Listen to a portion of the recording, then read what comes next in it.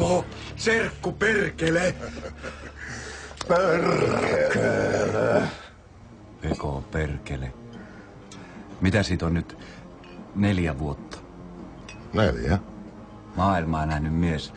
Sä puhut nyt ruottiakin. En sanaakaan. Sitä vastaan osastopajat ymmärtää suomea varsin hyvin. Ja loput viittomakielellä.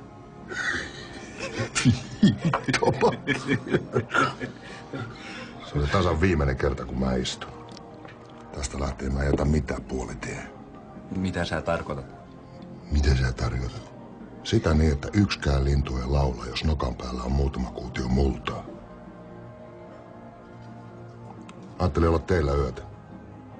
Sitten mä suunnistan Poriin. Siellä on yksi vanha kaveri Kakolasta. Käyn katsomassa, olisiko sille keikkaa tarjolla. Että heti miten töihin. Niinpä. No missäs Jari luuraa?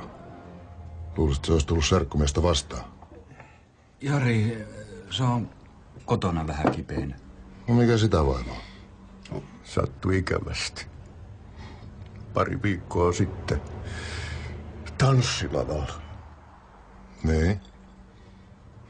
No sähän tiedät, että meillä on aina ollut vähän sanomista ton Lindemanin heimon kanssa, kun ne pyrkii trokaan tonteille. Niin? No nyt ne sit meni ja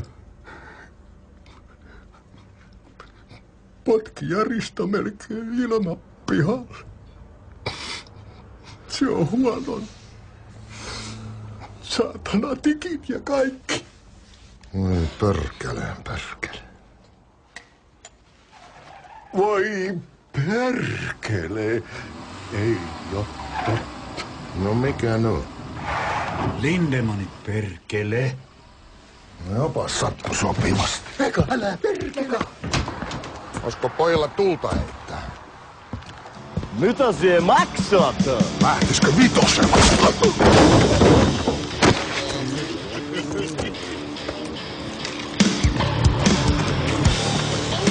Sitten taskurahaa.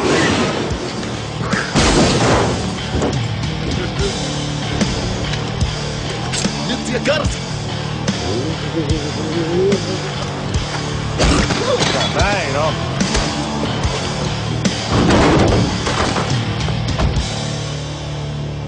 Ensaan ne pojat tuli hakemaan, vai mitä?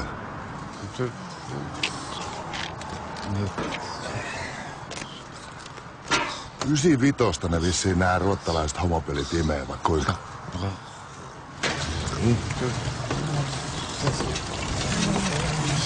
No niin, herätyy. No niin. Se teki sitten 325 litraa. Tuleeko käteisellä vai kortilla vai pannako piikkiin? Piikki! Niin, ravimiehiä. Piikkiin. No, eipä sitten muuta kuin turvallista matkaa. Katos. Olihan mulla täällä sykkäri. Mennään!